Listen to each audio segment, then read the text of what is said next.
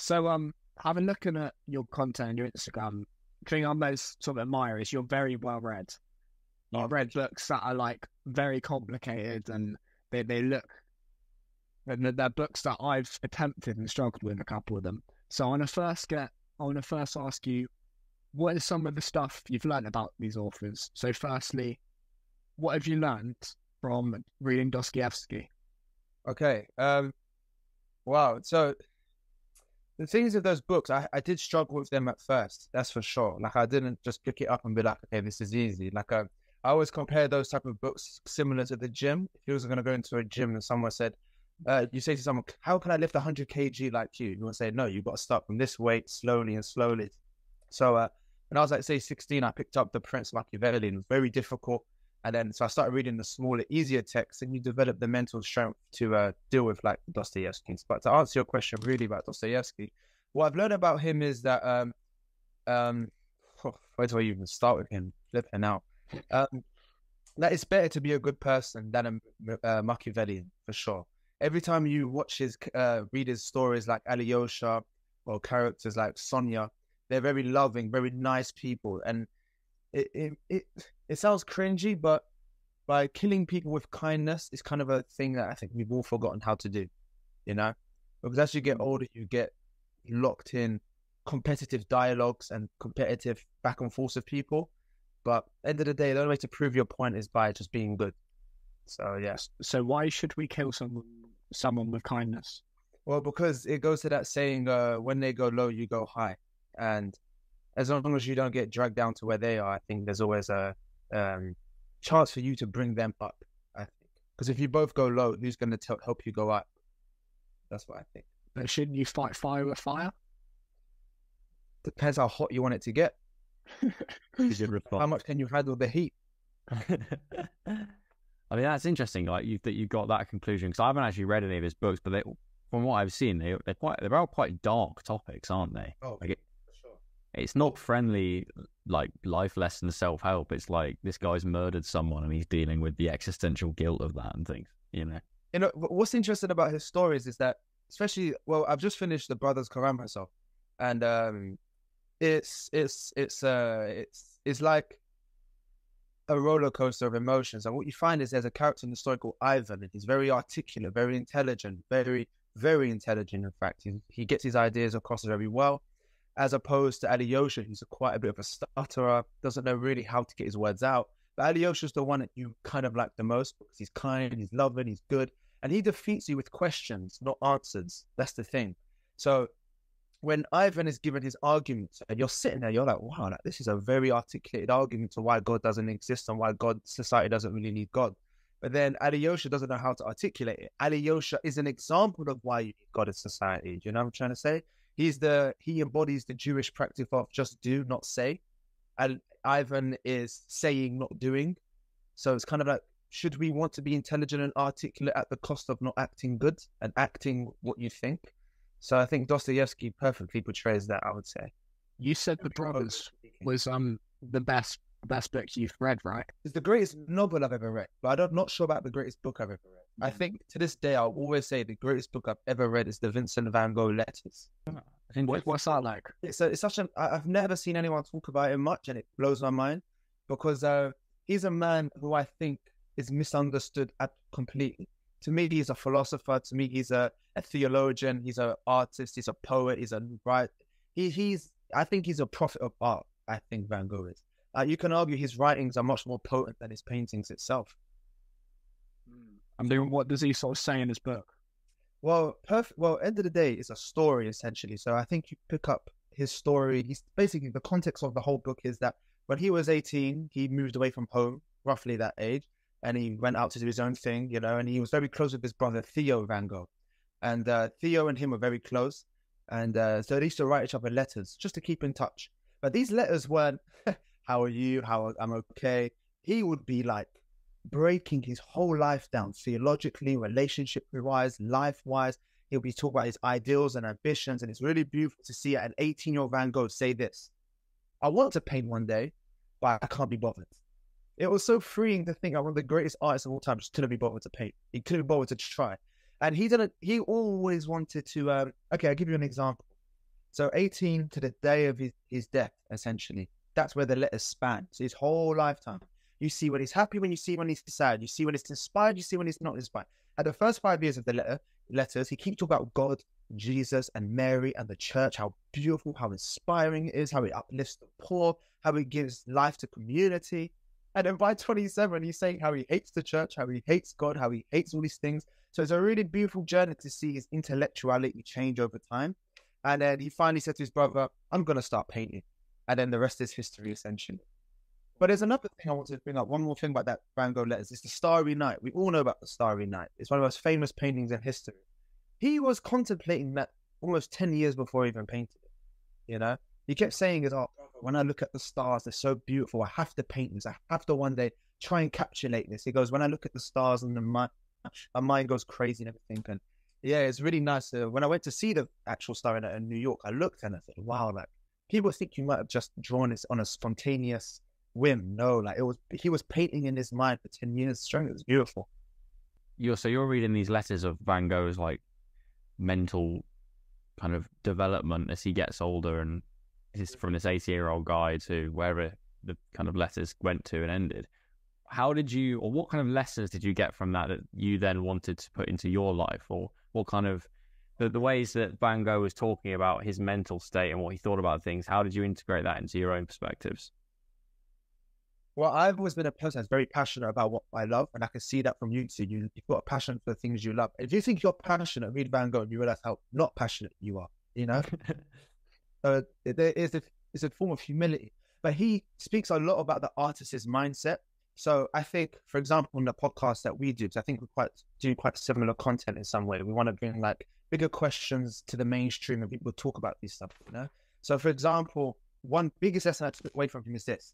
He had people trying to pester him saying, Vincent, you need to paint things that are relative to the market today if you want to make some voila, you know? And Vincent's like, no, I want to do what I want. I want to paint what I want because I'm painting nature. I paint things that are universal, things that human beings love.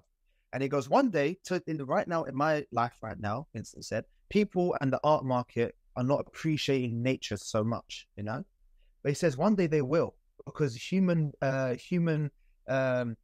what people love is a fashion trend, essentially. So he says, somewhere in the future, society will realize how great I am. That's what he was saying. And what happened? It happened. So I was like, you know what, my podcast, I want to talk about things that are universal and timeless. Because right now, the market might not like it. But as human history shows you, it always comes full circle. So I might not be respected or liked now, but who knows in the future? So just hammer away at what you love to do and what you're passionate about, I would say. That's an interesting point. It reminds me of something I was thinking about when I was studying romantic poetry in school. And we looked at William Blake. I don't know if you know about him and his poems and stuff, but apparently he sold like a ridiculously low number of copies of his poems when he was actually alive. And then after his death, they are now timeless classics of that time. And it made me think, like, imagine if your whole life's work was never truly appreciated when you're here, and then you die, and everyone, like, that is such a beautiful thing in a way. Like, it might sound quite disappointing, like, oh, I don't get to have the admiration from others and everything, but it's like, that's a real higher calling, isn't it? Like, you were disrespected when you're alive, but you persisted, and then finally the collective come around to how amazing what you've done. Why do you think that's the case? Obviously, revolutionary ideas at first are rejected because people like what they already believe. People hold on to their beliefs as hard as they possibly can. But for something to change, like we've looked at in my study of psychology, when you have a majority idea and then a minority viewpoint, the minority viewpoint at the beginning is always seen as like, what's the word? Delinquent. So it's seen as going against the convention. Misbehaving. Exactly. And then it reaches a certain critical point where enough people will maybe start to come around to the minority view, and then it suddenly flips and it starts to grow massively in popularity. So I think when you've got revolutionary thinkers like Blake, at his time, maybe he wasn't appreciated because he was a minority viewpoint. People didn't want to think about his ideas. He was very against the church and the aristocracy and things like that. Revolutionary thinkers, I see them purely as artists. They're just artists with their with ideas, essentially.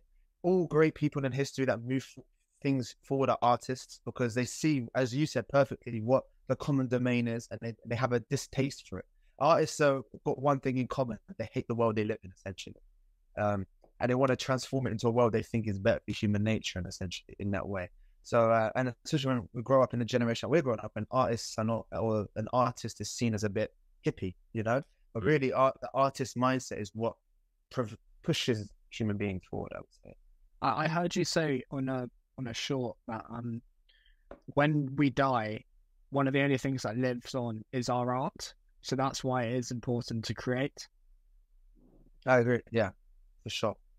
Do you think that because of I'm sorry to jump in. Do you think that because of how our modern world is quite different to like the time of William Blake and people like that, do you think we have less of those kind of original thinkers that are going to come up with ideas that we'll still be thinking about in 500 years? Like, in 500 years in the future, will people look back and quote Joe Rogan? Do you know what I mean? I think you're right. In the real physical world, I think all human secrets about wisdom have already been uncovered, I think, in the real world. I think now it's about time we have social media philosophers. I think that's the next step. The virtual philosophers. And what does that mean to you? Again, another good question. What does that mean?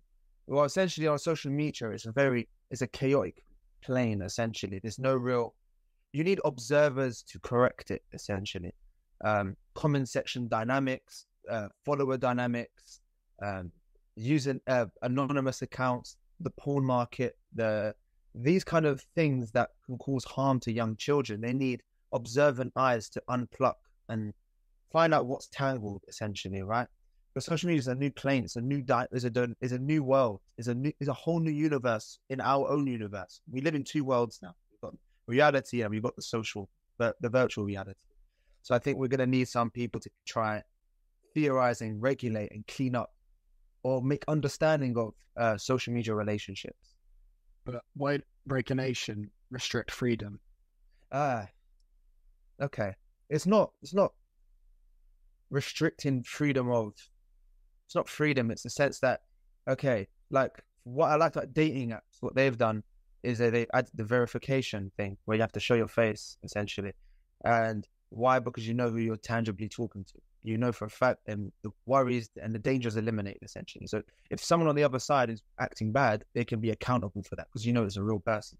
But on social media, I think Jordan Peterson spoke about this a few times. He goes, you got anonymous people, username 45678, with no social media profile, no post, and they can destroy your self-esteem and they receive no consequences off of that.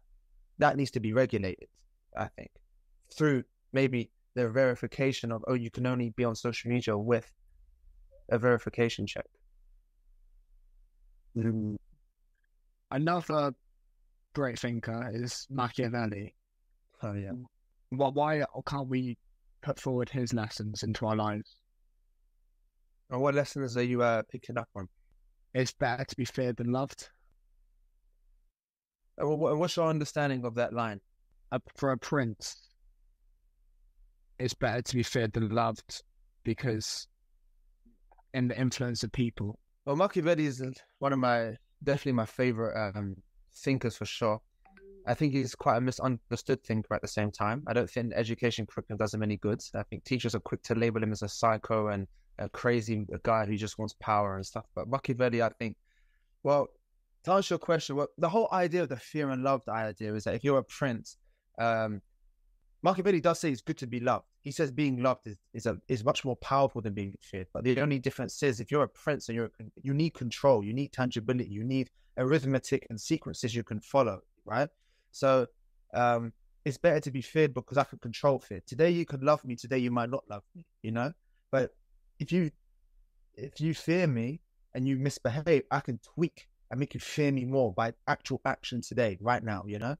That's the difference. But I don't think we should promote the idea that people should be feared. What do you think about Nizsche? Because Joel, you started reading Nietzsche's book, but you didn't sort of understand it, right? I started reading Beyond Good and Evil, and it was difficult to wrap my head around. So I probably read like the 90 pages and then decided I'll come back to this in a year and see if I can digest it slightly more. Yeah, well, beyond the good and evil is just basically, well, the best way to understand Nietzsche is not the person killing God himself. I think a lot of people interpret that as Nietzsche killed God. No. Nietzsche is basically like the man who's singing in the Simpsons, you've got the guy with the thing that says the world is ending, then the end is near. That's Nietzsche. He's basically singing a swan song for God. Imagine God got from his throne and Nietzsche's singing a song for him to walk out. He's saying, I didn't kill him. You killed him. I'm just confirming the kill, That's what Nietzsche is saying. And Beyond Good and Evil is just about how if you have the idea of God, a unity, right? We're all under an umbrella of morals and ethics. Essentially, a metaphysical being that can keep the human ego in check. That's good. Why? Because we don't turn ourselves into gods. We don't worship our own desires, essentially. But when you kill God, that means, as Ivan says in the Brothers Karamazov, everything is lawful. Anything could be justified as good or bad. That's why we're beyond what good and evil is anymore. Because anything could be justified as good or evil.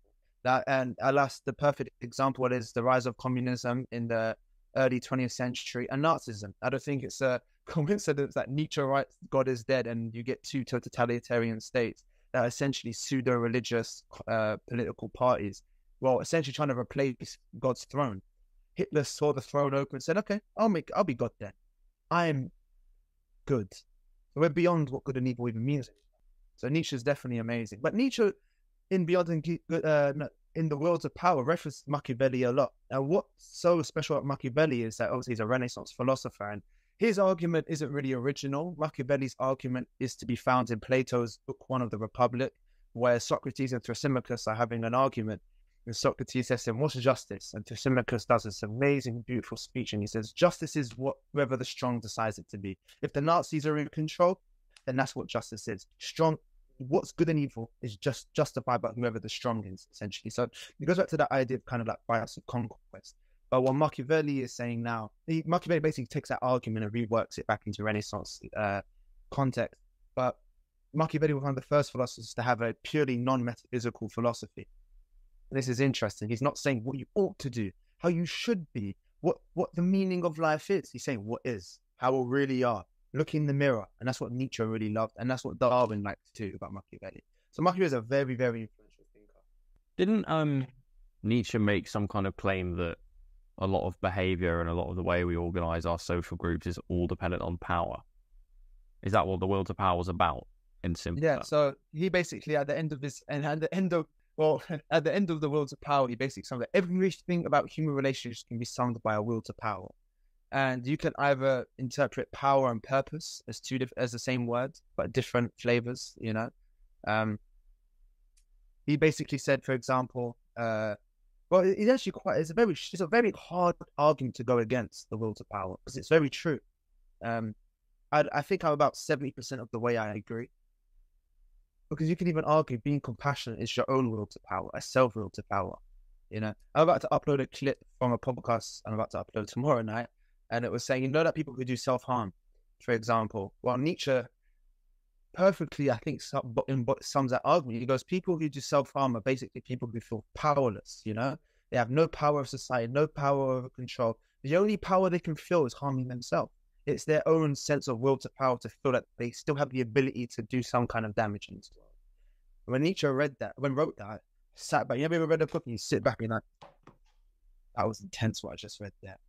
But what do you guys think? What do you think? What do you think on the will to power? Do you think human relationships are determined by power or compassion, or what do you guys think? I want to hear your ideas. But there's always been a social hierarchy, and what makes that?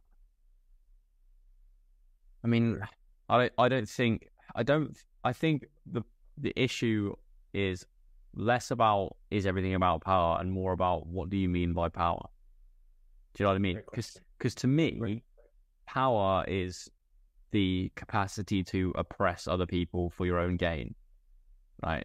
And that to me isn't what everything is structured as. That's not the main material.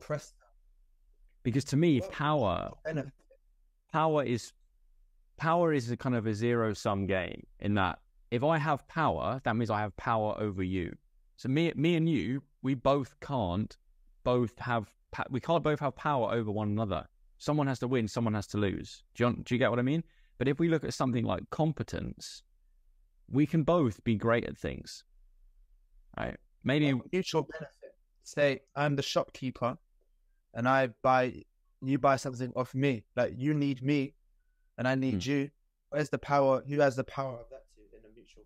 That's it. I don't think there is power there. But I think the power comes in when someone is ordering. Like if I came into your shop with a gun and said, "I'm taking things, I'm not paying you." That's power. There's two sides to power. There can be good power, and because power can empower at the same time, I would argue. Yes, 100%. If you use it for good. And I think what I was thinking about in the last bit that you said was a great definition for depression is a feeling that you have no power over yourself and your environment. Yeah. That's it. That's helplessness, and helplessness. That's hell at the end of the day. That's it. If you feel like you've lost control over yourself and your life, then where do you go from there? So I think there's weight to it. Could power be like confidence as well, or just emotions not really coming into it? Well, anything that gives you the sense of power could be power, essentially. I think power used for good. Yeah, because I give the best example of how good and evil both exist is if you observe what the imagination is. You can use your imagination for good and for evil too. I'm reading right now Discipline and Punishment by Michel Foucault, and he was saying something about torture, and he said torture in the medieval times was definitely an art form, because it's about how can I keep you alive while maximizing pain at the same time, and you need an art form for that. You can't just do those brutal things, because you'll kill them. You have to keep them alive and maximize pain. So there's an art form to it, essentially, right? And so that might evil imagination. Imagine torture is imagination. You have to imagine these torture methods. So it's a great example of how it could be. Your imagination can be used for evil, but then when you look at the good sides of evil, doesn't even make sense. The good side of imagination, I think, is a perfect way to. If you take imagination as the pivot, you can see where it can go, where good and evil both exist through there.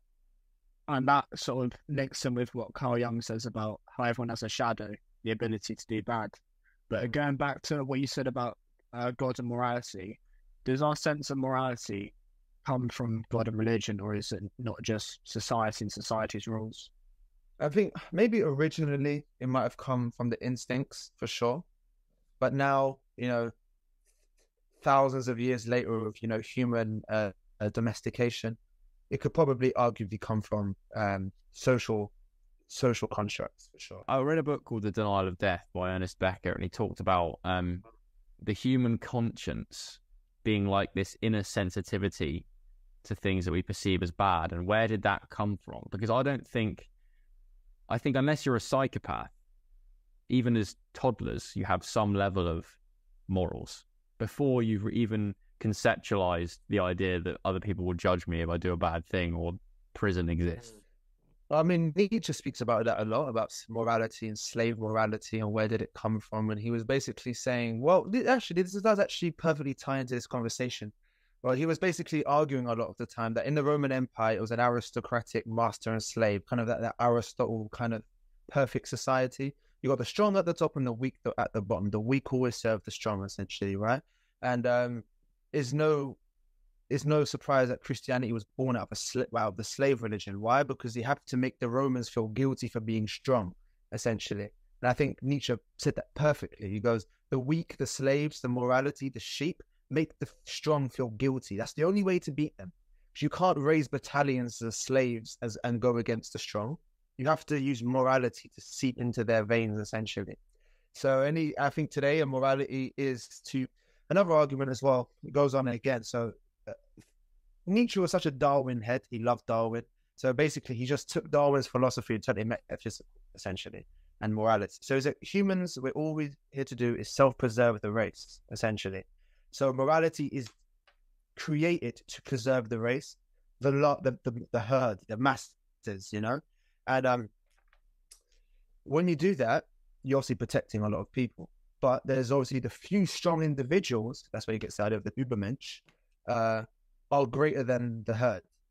So the strong individuals, the Übermenschen, must create their own morality, their own values, and not be made to feel weak and guilty against the herd, essentially. But you need morals in society. I don't think anyone can argue this. You need it. You need ethics. You need morality. And we're still here. Look how long this society's gone on for. So it's clearly worked, you know? So, I think the only danger is that when the weak make the strong feel guilty. I think that's dangerous. Why is that dangerous? Because there's so many strong... Say, one of my favorite quotes ever again is by Emerson. He said, so many children grow up wanting to change this world, therefore they owe society the greatest debt. There's many young teenagers who are very strong intellectually, willpower, and they have a sense of ideals, yet the weak and the masses kill that creativity essentially within them. So the strong are always victims to the weak, which doesn't even sound right, but it is the case. How do you think that manifests in our world today then? Can you give an example? Okay, so in our world today, I would say, damn. I mean, from my perspective, Yeah. it's a bit of a stimulus to see what you think. Is I feel like in some contexts, competition is less promoted because we're worried about how it might feel to lose and how the winners might respond and be horrible to the losers. And from my perspective, like I play sport to a pretty high level, so I'm all about that win-lose experience. And I think depriving someone of losing is dangerous, just as depriving someone from the feeling of winning is dangerous. So I agree. Yeah, things like that, it maybe is an example of... Actually makes a lot of sense what you said, actually. Perfectly said, I would say. Because if everyone is allowed to be winners, how do we determine who the strong is? Sometimes the strong athlete, who the winner is an example for the rest to become like them, you know? So maybe it's the repression of kids, the strong becoming idols to be like. And it's also, a lot of strength is found in losses. Oh, yeah, for sure. And a lot of motivation is found in looking at the other winners. What's strong, essentially. Also, maybe today in our society, where you got a lot of people on social media who are making millions and millions, traveling the world, doing all their dreams, and they're not competent people, you know? So it's for the first time in history, maybe the weak, it's such a horrible way to say it. I wouldn't say it like that. To be successful, you don't need to be strong anymore. You just need to do what the market wants you to do, you know, or feed into the market. So is competition decreasing then? I don't know. What do you think? I think, especially in England, we're not encouraged to be great, especially in the school system. And I think it's a very rigid structure, and I think we have a system that we're supposed to stick to, and maybe make money through that. There's no patriotism in our education system. Do you know the national anthem? No way. Yeah, that's the point. Say that to an American, they'll tell you. Say that to a Chinese, they'll tell you. Say that to a Russian, they'll tell you. You know, in order to be great, it's because we're serving the country. We're becoming great to make Britain great, but we don't have that in our culture. Therefore, there's no incentive to be great, because what are we really making great as a whole, you know? If you're a great Christian, I would say be a great Christian, because we need to make Christianity great, you know? Because there's a bigger thing that you're working towards as an individual. And I think a comparison is with England and America, and why is there more outstanding individuals in America with arts and compared to England? Like, there's most of the high-tech businesses are American compared to English. I can only name a couple big businesses in the UK, and I think that's because of how we're not taught to want to be great. And we're not taught how great Britain is either. Yeah, and I think, especially I'm a teacher, and obviously in the education curriculum, we have to do, oh my goodness, I can't believe it, critical pedagogy. And it's basically hating on your own past. It's basically critical theory. And my teacher, honestly, she stood up, she said, all right, guys, what do we think of Shakespeare? And I was like, one of the greatest genius playwrights in history, one of the greatest products of artistry ever to come out of England. She goes, no, he was a white man. Therefore, he only got what he wanted because the society allowed him. I looked at her like, do you know who Shakespeare is? Like, do you know who, we're not talking about some guy, we're talking about Shakespeare. You know, I was a teacher in Guatemala, and there was like Shakespeare cafes, Shakespeare restaurants, Shakespeare bookshops. You go to France, Germany, Spain, Morocco, Shakespeare, like, this is a big deal with it. In other words, we hate our own past, because you know why? There's a quote I love, and I think I would love to write a book about this one day. And I think we all suffer from it. It's called suffering from success. And I think England, we suffered from success a lot, and now we feel guilty for it. Therefore, we hate our past. Interesting. What do you mean suffered from success? Sorry. So suffering from success is like, oh, okay, I'll give you such an easy little example. It's like, God, I can't study, I can't focus because all these girls are messaging me. Oh, poor you. All these girls are messaging you. You're suffering from success. Like, you got so much success in one field, it's causing you suffering in another field. So maybe too much convenience. Yeah, essentially. And Britain, we ruled the world for what? For a long time. And we look at London, look how great it is. It's arguably one of the greatest cities on earth, you know. But it's time to hate on it a little bit because we succeeded so much through history. It makes us suffer a little bit. Again, it's where's that Nizsche quote? We feel guilty for being strong, essentially. And one of the ones I think I hate the most is when people say about the British Museum. It's all stolen things. Okay. Do you think that's just London? Do you think that's just England that's done that? It's right of conquest. It's a historical thing. It happened. You know, look at the Louvre. Napoleon went around following him and taking loads of art with him. No one says the Louvre is full of stolen goods. Who says that? Again, it's an example of the strong made to feel weak and guilty. So how do we in our lives become strong and not susceptible to feeling guilty via the weak? How do we maintain strength then? 2 words: know thyself. Mm-hmm. If anyone tells you about you, then you're messed up. You need to know yourself more than anything on this world. Knowing yourself, you know others. I think I say to young people, even myself, even to like my students, don't worry about money, don't worry about learning, or know yourself first before anything. Before anything, you have to dig so deep into yourself, so deep. Like this is like my journals, like it's like my 5th one. You have to really answer questions you hate to answer. Because in knowing your own suffering, you can recognize it in other people. Knowing your weaknesses, you see it in other people, you know? Because why? You decided to submerge into yourself when others don't want to do it, you know?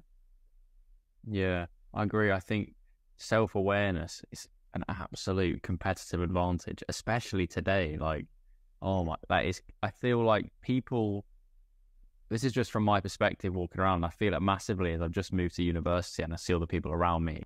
I feel like people live out personas that aren't them all the time. I mean, I might be wrong. They might be the version of themselves that they present to the world when they're sat in their room on their own in the evening time, right? But to me, there's just this, when you meet someone, you can tell when they're putting on an act. And I can tell when I'm doing it, when I'm in novel scenarios, when I'm anxious and things. And I think if you can shave that barrier or make it thinner or then best case scenario, get rid of it completely, that's where you then, everything in your life is a joy. Like I feel like when I can be super happy on mundane days because those are the times when I'm doing the things I feel I need to do. You know, it's like a cheat code in a way because you feel like you're in the right place at the right time. It's empowering for sure when you know there's going to be little slithers of you, 1/5, 1/6, 1/8 of you that's going to be in someone else a little bit, you know? And that includes the dark side of yourself too. You can recognize it in others once you find it in yourself. And how do you do that? Well, short answer is, I don't know. Everyone has to do it themselves their own way.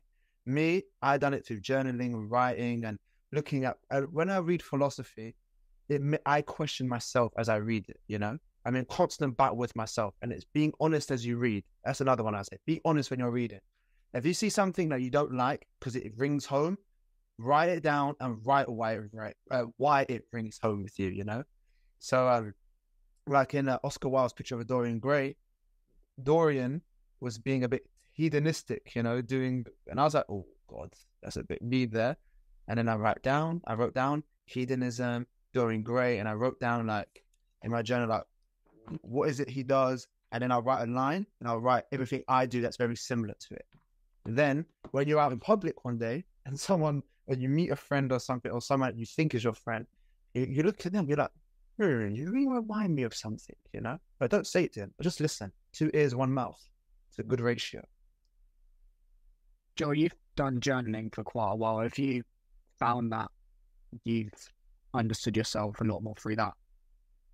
Yeah, 100%. It allows me to process my life and my own thoughts, because ideas, like actual ideas, not just thought images that appear in your mind, and not just impulses that you feel, or like actual critical thoughts about yourself and your life, are so rare. Like coming up with an idea that hasn't just been fed to you, or that hasn't just arisen like a memory or an imagination, they're so rare. And a lot of the time, I think a lot of people will have them. There will be little glimpses of inspiration and insight. But if you don't process that, and you don't act upon it, it fades away. And I think that is one of the biggest benefits of, yes, my journaling, having conversations like this, and the content I make on YouTube, right, is I'll have an idea of a thing, of a mindset frame, and then I get to process it through writing it down, talking about it, or creating something for it, and then it actually sticks in my mind. So what the journaling might do is, we all have ideas of who we want to be, characteristics we want to build.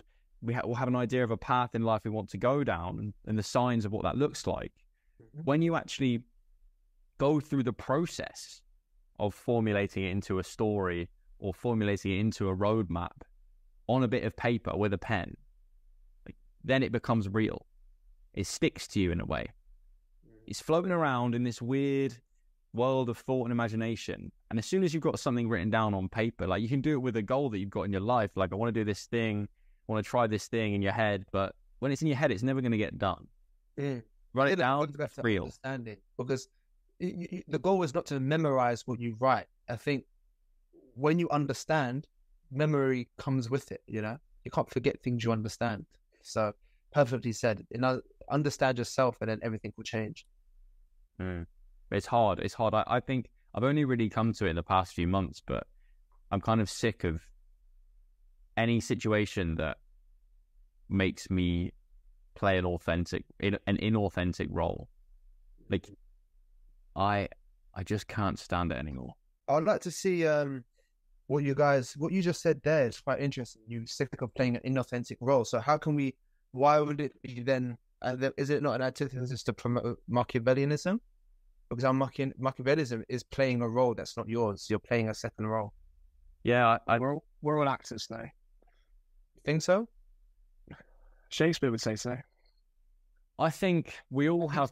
Yeah, for sure. Yeah, I think we all have masks that we have to play for the context we're in. But this is an analogy or a metaphor that I like to use.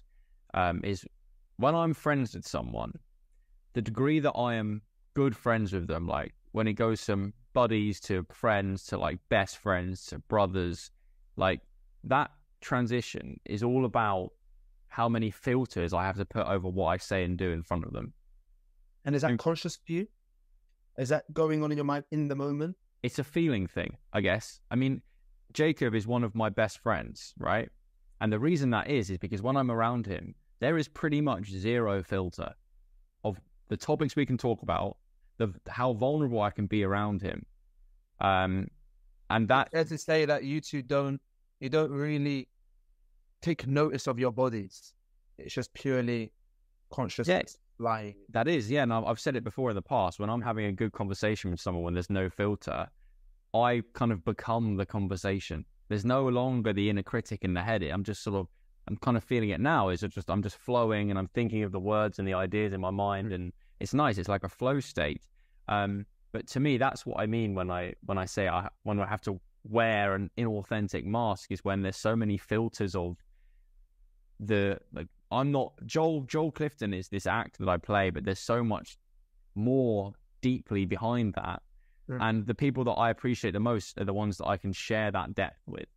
No, I definitely agree with you, because when I watch your clips or when I found your podcast, I followed it straight away and I dropped you a lot of message because when I see you two talk, it's generally a genuine conversation between you two. Like there's no filter behind it. I can tell.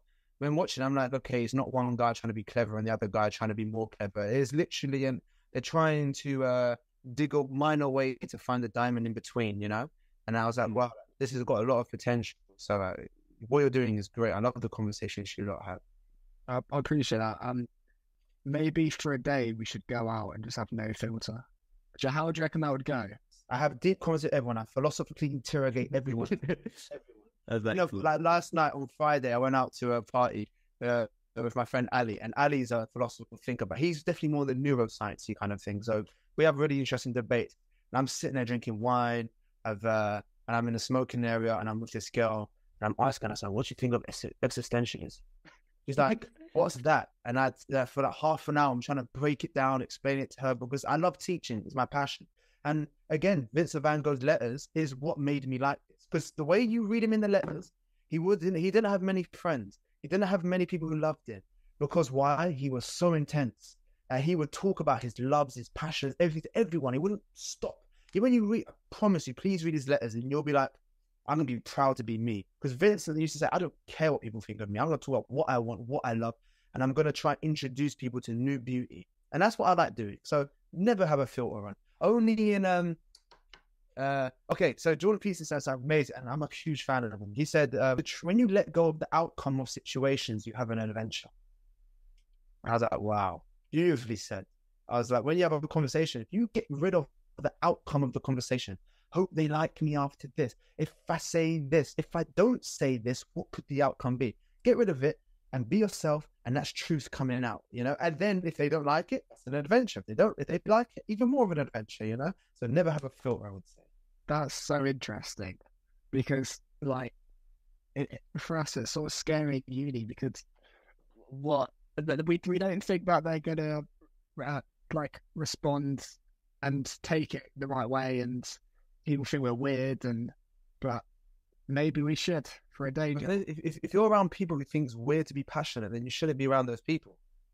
I think something that's just going through my head there, specifically to me, is I always try and have control over my life and my environment, and that's one of my pet peeves. Is I hang too much on certainty, and that's why I found it quite difficult when I first moved here, because everything was a bit uncertain. I didn't know. Where are you guys at, by the way? So I understand contextually, like what. So I've just moved to Exeter Uni. Okay, Exeter. Where are you at? And I'm at Southampton. We've only been here for 2 weeks. Okay, nice. You're start. I just finished my university journey. Oh, sound. Oh yeah. But yeah, like what you've just said there about if you let go of the outcome, it becomes the adventure.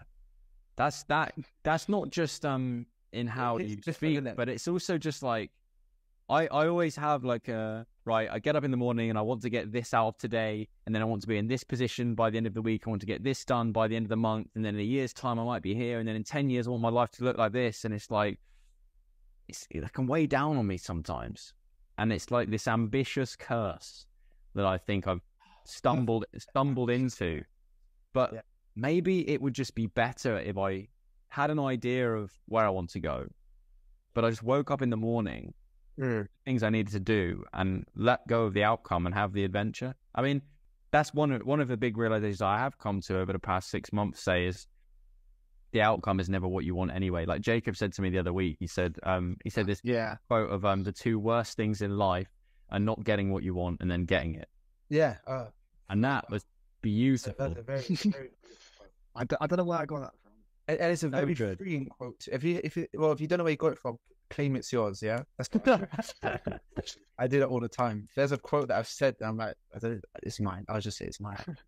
But you said something that struck me. You know, you look at the Greek stories, like the Greek mythological stories, like Jason and Argonauts, Odysseus, and all these other ones. What I think is so beautiful and how they embody the adventures, that they go island to island, place to place. This happens here, then they have to go there. In other words, it's embodying the journey of the hero. We're all kind of that sense. We've sacrificed adventure for security. And if you said that to a Greek 2,500 years ago, they don't look at you like, what? Security? No, life is about adventure, you know? It's about doing what you can. Remember, you have one life, you know, you don't get a crack at this again. And I think gaming, this might sound like a stretched theory, but I think gaming, this idea of respawning after you die and starting again when you can, it's kind of duped people into thinking you don't have one life anymore. Everyone knows it, but they ignore it. You don't get another crack at this, you know? So it's the lack of urgency. Lack of urgency, exactly. Yeah. You don't get another crack at this life. Once you die, you're not respawning. You know, you don't get to 30 and say, I'll try again. I'll go back to 20 and try. Like, this is the only chance you've got. Like, use it. So yeah. Well, with the lack of urgency, I posted something the other day. It's from 33 Strategies of War by Robert Greene. Oh. And it's like fourth, I think it's fourth. It was basically saying the lack of urgency, the death ground strategy. And he's pulled up a quote from Sun Tzu. And Sun Tzu is basically saying when he would go and have his army attack another army, he would make it so they couldn't retreat, so that there was like some water or there was like a massive wall behind his army, so they couldn't retreat. And he found that their army would fight with twice or three times the spirit. Oh yeah, and that relates to something to the Spartans and a lot of the Greeks used to do, and the Romans, that they used to make the Roman soldiers have sexual relationships because they would die much more for their soldiers. So, and again, it pushes morale. So you can either argue like that war is what love is in some people. It's the internal war. You know, I'm not gonna die. I'm not gonna retreat because I love that guy over there and I want to die for him. You know.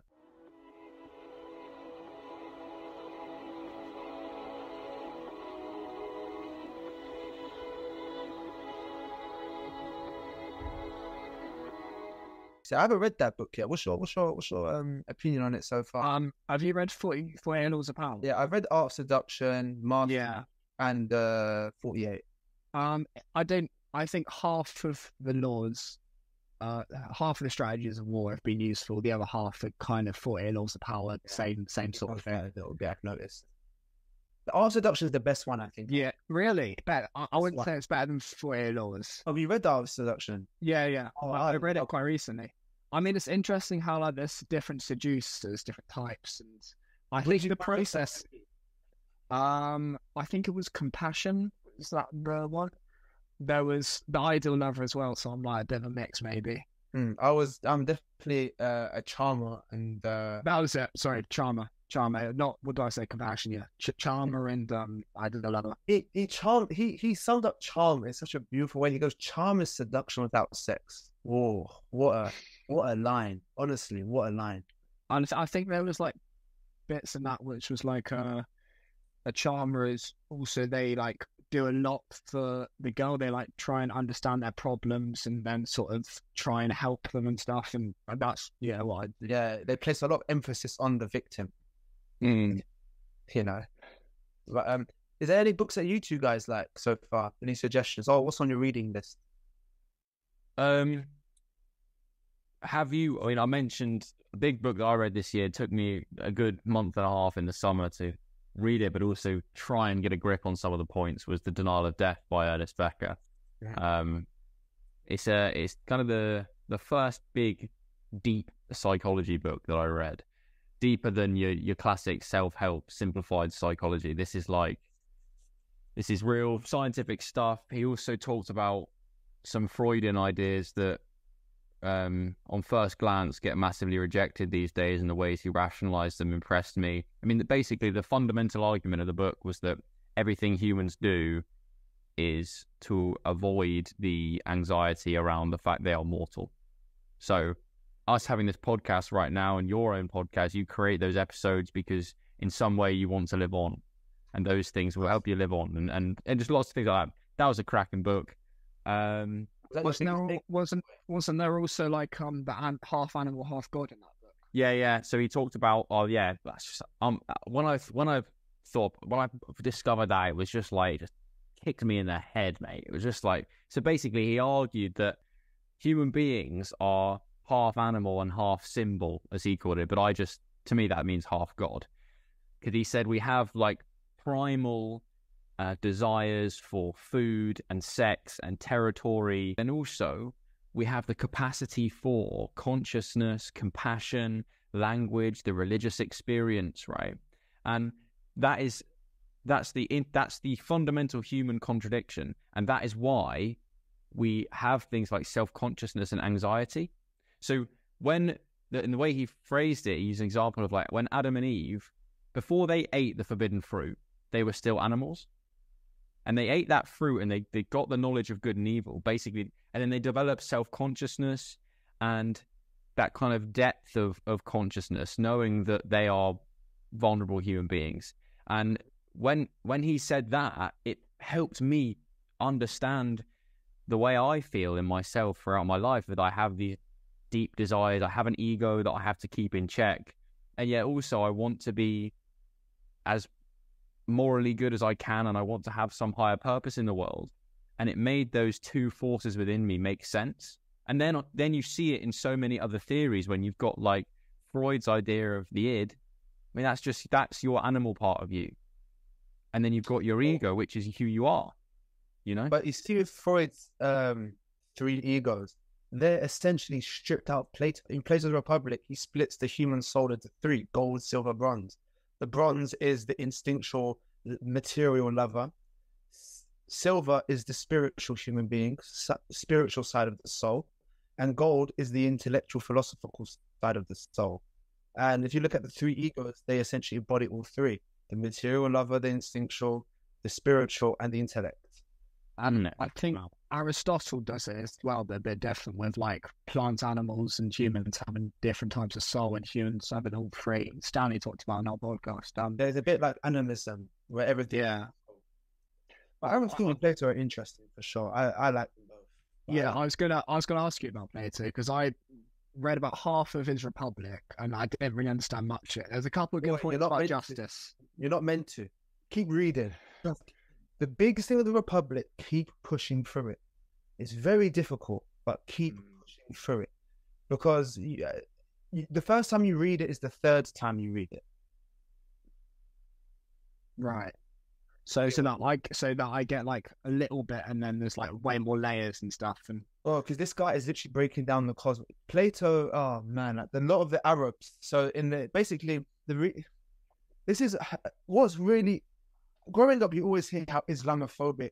You always hear that word Islamophobia, but in the scholarly world in the West, it's so Islamophobic. It's a joke, because when you look at the Islamic Empire, the reason why we even had the Renaissance is thanks to them lot. They took Greek works, translated into Arabic, and then during the Roman Empire and through the Dark Ages and the Middle Ages, language and dialects were breaking down in Europe, X, Y, and Z. But guess what? All the Greek works, the plays, Plato, Aristotle, they were all preserved in Arabic. So when the Ottoman Empire came in eventually, all the books got retranslated back into European, alas, the Renaissance. And the Arabs used to, in the Islamic Empire, philosophers like Ibn Haytham, and you got Ibn Sina, and all these big ones, they always call this the one. The one. Because he's not really mentioned in the talks. It's like Socrates is, but like he's not really an active character. No, because Plato is the writer of the story. Yeah, Plato is different. Obviously, the famous lineage. It goes Plato, Socrates, Plato, Aristotle, Alexander. Right. But the best way to explain it is that Plato is definitely he's an idealist, you could argue, but the Republic, I would argue, is the most influential book in the Western civilization other than the Bible and the Torah. Is that for sure? Because communism comes from the Republic. The idea of no property in the city, the idea of that. Marx and Hegel and all these socialists took it straight out of Plato. Machiavelli's arguments come straight out of Plato, But Aristotle was different. He's much more the scientific thinker. Yeah, I also wanted to ask you so you read a book, it was Albert the Camus, right? Albert Camus. And you said it forced you to question your own existence. So why might you not exist? Albert Camus was trying to say, even when you overemphasize truth, you're lying. We lie in every way. Even with think we're telling the truth, we're lying, So if I understand that right, our existence or identity is not really true because we're lying, we're not living in truth, so we're pretending to be something that we maybe not. Yeah, exactly. And it goes to the idea of the veil of Maya. You've heard of the veil of Maya? Is basically the whole world is full of pain and suffering, and we wear this veil to pretend that it's not. And that veil is called the veil of Maya, or the veil of lies. And Nietzsche basically said that too. He goes, we use lies to make us sane, you know? And he goes, I lost Christianity, the perfect lie. Yeah. And that was one thing that also absolutely hit me in the face about a year and a half ago when I learned it, right? And the idea was that we all of us, we don't live in the same world. We live in our own world, right? Yes, the same physical environment we might share, but our perceptions are so different that actually the value that we take from things and the way that we approach things is so different. And I think it reminded me of that when you're talking about that veil, in that we all have to somehow put up a lie potentially to even exist in the world, because of how much suffering there is, and because of how much how complex it is, and because of all the tragedies that go on that are arguably unjustified. We all have to put up some kind of frame around the image to just... It's a lie that you see to yourself to keep yourself sane. That what I'm doing will pay off. I don't know. Also, there's a big one. Like big one for me is I like that. it's like that when this happens, I'll be happy, or like when we keep sort of, I need to get better, I need to go through this, and then once I've got this success, then it will have a this lie? result. It could be a lie. Is it a lie to say, Jacob, I know you're sad, but Asia's going to get better? It's a lie. Yeah. Yeah, you don't know. You don't know. Lying is a powerful tool, man. Lying can help. You're not allowed to say that. But I don't think we can even comprehend the truth. The raw truth of the fact that if we look at it objectively, we're all just tiny fragments of evolution, and we won't matter in 200 years. So I don't like this mindset at all. No, I'm not saying that's not the mindset that I have. Okay. But I'm saying objectively, that is reality, right? That's not the world that I live in. I live in the world that there is a God. Oh, I see. You got me there. But if we didn't hold up a kind of, you've got the world is like a picture, right? Of this is reality, but you put your own frame around it. And my frame is what I do matters. Okay? Some people put a different frame on it, that X, Y, or Z matters more or whatever, or sometimes they just are a kind of materialist, scientific thinker and go just, we're all going to die and nothing really matters and all morality is relative and all that. But yeah, the best ever explanation I've seen about this was an lecturer I had, yeah. And those like pictures you see as a kid, it would be like a picture of a duck, but you can look, it could also be a rabbit at the same time. Yeah. He said, and some people can't see both, and that's life. It goes, geniuses can see both, and a rabbit, and a duck, and a horse, and a thing. It goes, that's called geniuses. Because a lot of people out there are living by only seeing the rabbit. They can't see the duck. I was like, wow, I've never thought of it like that. It's so true. He goes, that's how you get a hierarchy of intellects. He goes, we should value those that can see more in that picture. And those who can't are the ones who should listen to those who can see it. When he said that, I was like, wow, I've never... So my students here, when they go, why should we do poetry? Why should we learn about this stuff? I always put the picture on the rabbit. I put a picture of a parrot. I'm like, what can you see? They're like, a rabbit. I'm like, can you see a duck? They're like, yeah. Some people are like, I can't see a duck. And I think that is why we must learn interpretive poetry. Because when you read a poem or a piece of literature and art, you'll see one image, but underneath there's another image somewhere else, and another one, and another, and another, and another one. This is life, And if you've got a problem, you see a rabbit, or you see negativity. Look closer into the picture, you might see the duck, or you might see the positive. Yeah, everything is deeper than you think. Yeah. That's what I love about that picture. It's life. Yeah, because we have to necessarily simplify everything, otherwise we wouldn't be able to function. If I knew what my laptop actually was and what my light bulb actually was, or what my body was actually doing right now, it'd be too much information to even take in. So we live in like a 2D, like, not even that. We live in a tiny conceptualization of what life actually is. And maybe the quest of knowledge is to try and peel back a few of those layers of what the hell is actually going on here. You know, or the way of the artist is to take the ugly layers and replace it with more beautiful layers. I think beauty is everything. I think the universe is run by beauty for sure. Now, sort of links into do you know Plato's theories of the forms? Oh yeah, I don't fully understand it, but to me, he basically says like everything has a more beautiful version in another reality, and that we understand our parts. We understand what is beautiful, and artists try and represent beauty, and that's because in another world, it is the most beautiful thing you can see. The best way ever to explain that is this. I think they got this idea from the sun and the clouds and the sky, okay? Without the sun, you can't make shapes.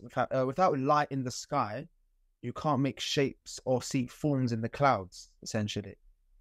So Plato says the intellect, intelligence, the philosopher king, the intellectual part of you is what gives light to forms, you know? Then you can make forms out of the clouds thanks to the light, you know? That's actually very true, because like when you look in clouds, you can, what's it called, sort of cloud watching.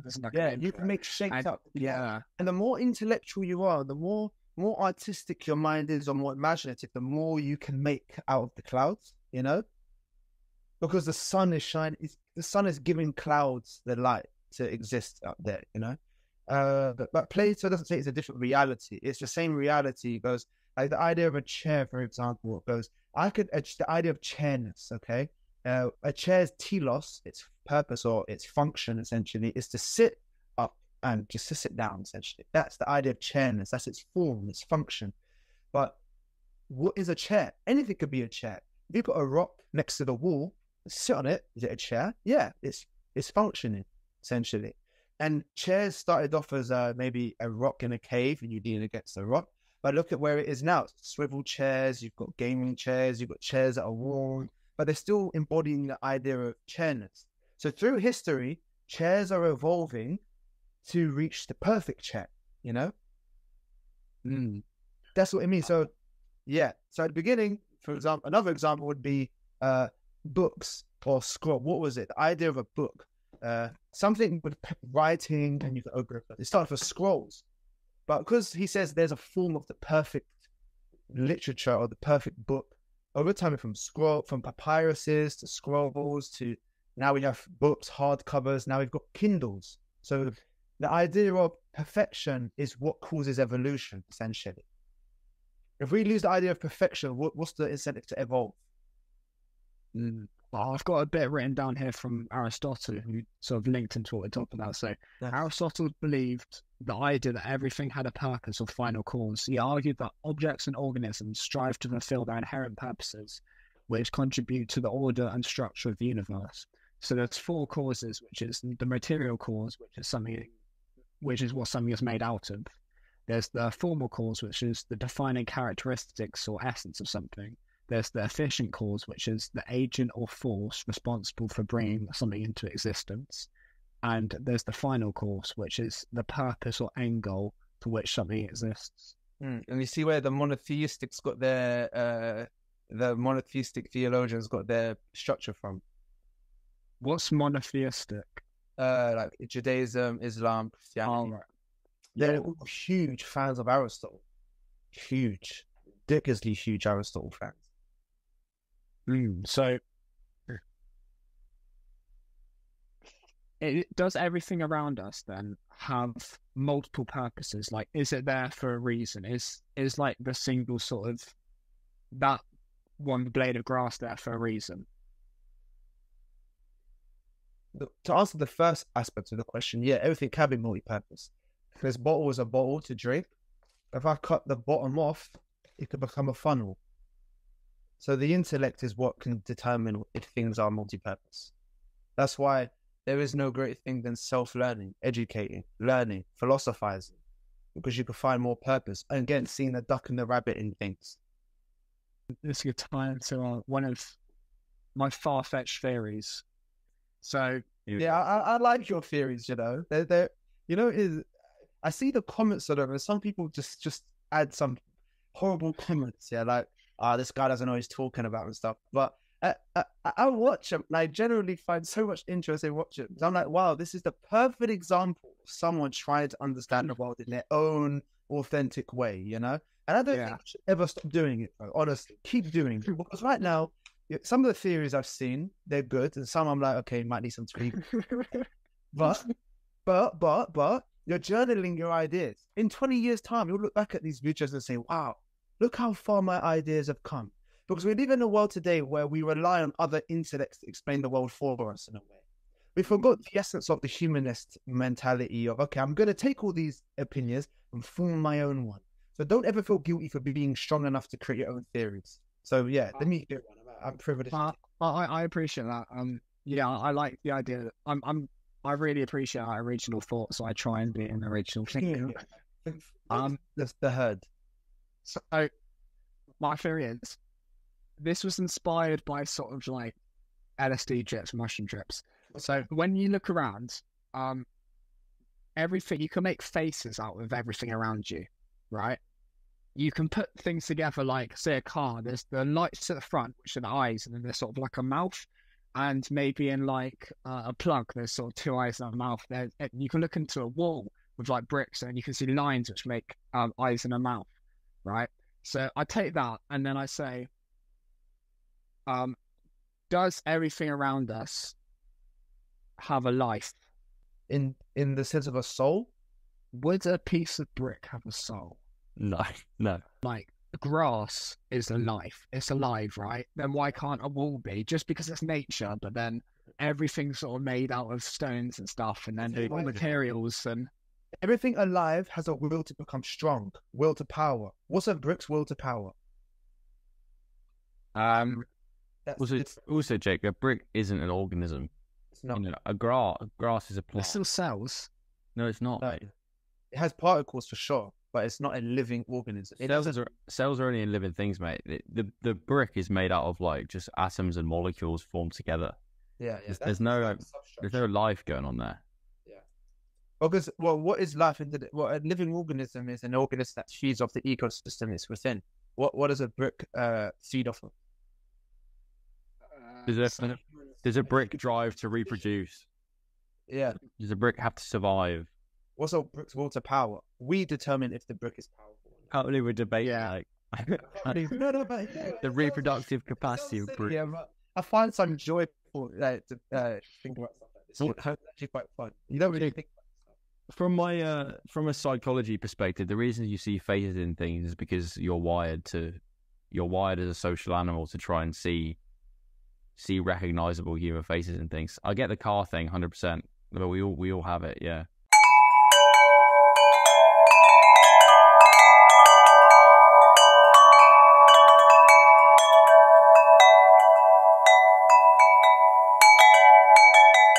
I also have another theory if you want to hit it on. Yeah. Cool, please. Okay. So this I came up with. I think these theories, by the way. You should have it in his room and it pops in his head. Well, I sometimes zone out and then I think of stuff. When I'm bored, I'll think of something and then it leads on to something else and leads on to something else. So you start with a cause and you philosophize its effects. Yeah, like I don't know. I could probably think of one on the spot if I try. But yeah, let me hear this one. I'm excited to hear this. Okay, I hear the one that I've got written down. So this one I thought of like as soon as I woke up in the morning. So could moving into heaven or hell be like the process of a dream, right? So, but it's a dream that you never wake up from. So, for example, in a bad dream, what's occurred is, you know how you have bad dreams? Could that basically be like hell? And because to me, dreams are the only way that reality sort of can change, and you're still conscious that you're in that dream sometimes. So could we be moving through lives in the form of dreams? What's if you don't dream? Insomniacs. Hold on, Jake. You never dream of Maybe that could be a hell. I don't know. Sorry. Is what you're saying that if we do go to heaven when we die, it will just feel like we go into a pleasant dream that lasts forever, and if we go to hell when we die, we go into a nightmare that lasts forever? Do you know what I mean? That sort of that could be an explanation. Yeah, probably. Yeah, that's all right. How I perceive heaven and hell. I'll see how I perceive heaven and hell. And I found this idea, or I've discovered this kind of perspective, or when I was in the Sistine Chapel in Rome, and I was sitting in there for like 3 hours, and I was just like, was writing for hours. And there's a massive painting at the front.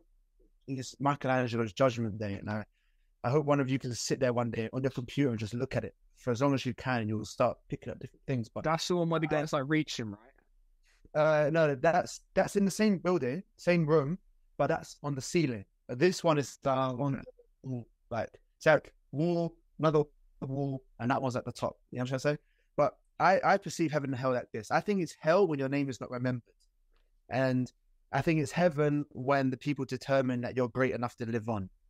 So that's what Judgment Day is for me. Your Judgment Day is your day of death, and that's where society judges if you get to live on into heaven, and your name is allowed to exist further.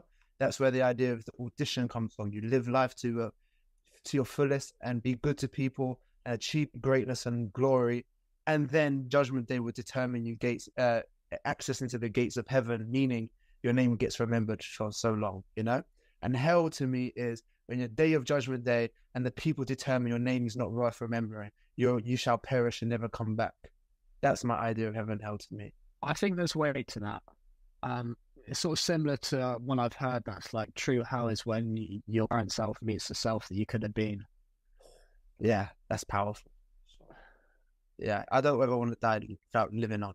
And I find this so glorified. This is why I think one of my favorite, have you ever heard of the story of Caesar and Alexander? It's Caesar crying at the footsteps of Alexander. Have you heard that? No, I don't think so, no. Obviously Caesar, I think Alexander was like 1,000 years old, 1,000 years into the past when Caesar was in power. And then Caesar, there was a statue of Alexander in Rome, and Caesar on his 32nd birthday was seen crying by the statue. So he goes, "What's wrong?" And he goes, "This guy conquered the no one at 32, and I'm 32, and I'm a no one, you know? In other words, I want to achieve glory, so I'm remembered like him, you know? Napoleon done the same thing. Hitler done the same thing. Conquerors done the same thing. Artists do the same thing. Writers do the same thing. How can I prolong life after death and get into the gates of heaven so that people can judge me, grant access? And it's by doing great things, I would say.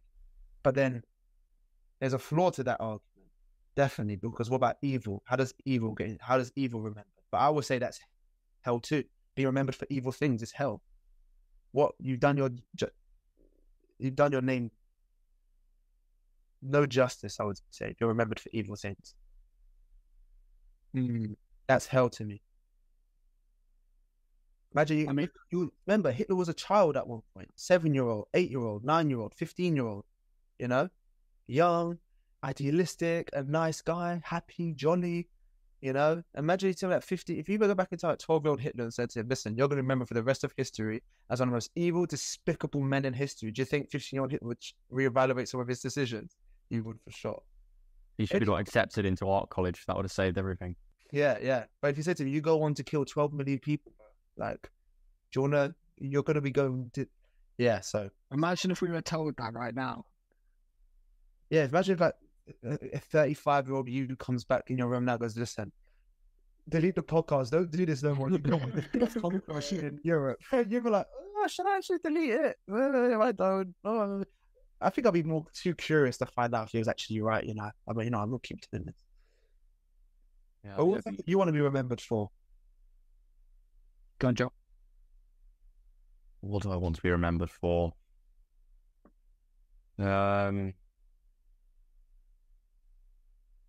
Just basically, I left the world in a more positive place than I found it, I guess. But like, I don't know. If I really break down what I want to do here, it's simple things of just like be a good father and a good husband and enjoy the experience. Like, I don't really care if in 100 years' time people know my name.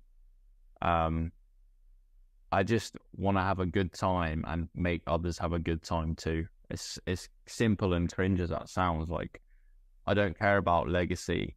I just care about affecting people now and seeing where that goes. I think a good way to maybe think about it is I want to be my own children's hero, and that's what it really matters.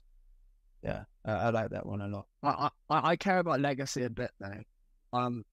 I want there to be like a funeral and it'd just be like an amazing funeral about me. I'll do a sick speech, bro. I got you. And that guy, he was my best friend, but God. No, do you guys ever have thoughts about like what would happen if a certain person died, and you think about, okay, how would I respond to that, and then where would I go, and then what would it be like? What do you mean, like a family member? Well, as anyone, like anyone that you know, sort of thing, or you're close to, because it's just scary. It could happen at a certain time, and then how would you react to it? And yeah, well, I can only speak from experience. Well, when I was probably seeing my podcast, I was 13 when I lost my dad. He died of cancer, and he was like my hero at the time. And boy, there's nothing that prepares you for it. You can read a book about how to deal with death. When it happens, you just figure out theories and things like that. You're just reflecting, I would say. But the question is, good question, because I've never thought of it like that. Never thought of what I'm about to say is that because I've experienced it at such a young age. I was 13, I'm 23 now. I was not ready for it, but I've got some experience with it now. And it's helped tremendously with other people who've lost their close family members. Because I can, through my suffering, I can ease your suffering in some aspects, Because I think in suffering, we like to isolate ourselves and pretend it's only us going through it. So I've been a good help for some people. Yet I know what's coming now if my mum passes away, I know the feeling. I know what's happened. So I actually have a tangible idea of it. And it scares me more than ever now. That was the best way to deal with it then, because my thoughts would just be, you get the energy and the pain, and then you channel it through something else. Yeah, that's it. Yeah, you hit it. That's it. But it's not easy doing that. That happens because you're not always doing something. That's the thing. Sometimes we're just chilling, doing nothing. And that's when it creeps back up on you. Or the hardest thing for me, honestly, is when I'm at school and then I see that dads pick up their kids. Like, oh, damn. Yeah. I'm like, oh, that one plucked my guitar inside, and I feel that one for sure. But then tears that I would feel sometimes are tears of joy. It's tears of gratitude. Thank God, at least I had that. Because some people don't have that. Some people go, what is it, Dad? I don't even know what that is. But I can say, you know what? My dad picked me up from school. That's cool. You know what? I played football with my dad. That's cool. Because I have some friends that have never known their dads or nothing in their life. And I feel, even though my dad's passed away, I feel guilty talking about it. So yeah, just gratitude. Gratitude's the answer. Resentment has to be avoided at all costs. I am getting like quite personal, but yeah, I don't mind it. Do you think that your dad is like watching over you, and can like, do you think you'll be able to rejoin him in some way, spiritually? Good question. He's definitely watching over me, and I can't give you proof, but yeah, it's an intuition. I think he's in perfect conversation with my intuition, not my consciousness. He talks to something inside of me that I can't even get access to, But what was the second aspect of the question? Am I in? Do you think join him? Yeah. Well, I think of it. He lives through me. That's how I see it. I'm his son. I learned a lot of my family said my mannerisms are like his. Well, he's an embodiment. I go to my dad's side of the family that in Algeria. I'll be sitting like a certain way. They're like, wow, sing just like your father is, I'm like, good, nice, If I get to make you feel like if being around me, because a lot of my dad's family can find it sometimes nice to be around me or not nice to be around me. Because I look like my dad, I act like my dad, I speak like my dad, I'm saying my dad was a charming guy. I'm not saying I'm charming, but I've got a little bit from the guy, So some of my family is too much of my family, and they look at me like, oh my God, like he looks too much like him. But some of them love it. And I'm like, good. My dad is through me, I'm not trying to separate myself from him, essentially. And Joe, it's why you said like why it's important to be a good father, because then they live on through you. Mm. Oh yeah. Yeah, maybe that's the highest contribution that we can offer at the end of the day. And it's being good fathers to people who are not our sons too. Yeah, it's a nice way of thinking about it. Yeah, you have to assume you're the last man in history with the great traits of what being a man is, and live like that. Like, you're the final messenger of what it means to be a good father. And if you assume you're the last, you treat everyone like people will learn about that through you, I think. And that will motivate me to be a teacher, because a lot of young people have bad perspectives of men, especially little girls and stuff. And I tell the girls in my class, I act as a good man, you know? So I want them to say, if they ever get to 25 years old and they're depressed and they hate men, at least they can say, no, there was that one good man. Like, he was my teacher. There's hope. There's other men like that out there like me. So I assume I'm the last of my kind. I think it's the best way to do it that way. Yes, very much. But yeah. I think, unless you've got anything else more, Joel, that's a really good note to end on. Yeah, I'm happy to leave it there. That was great. Some insights there that I'll be thinking about over the next few weeks. And yeah, man, appreciate you coming on and talking to us. It was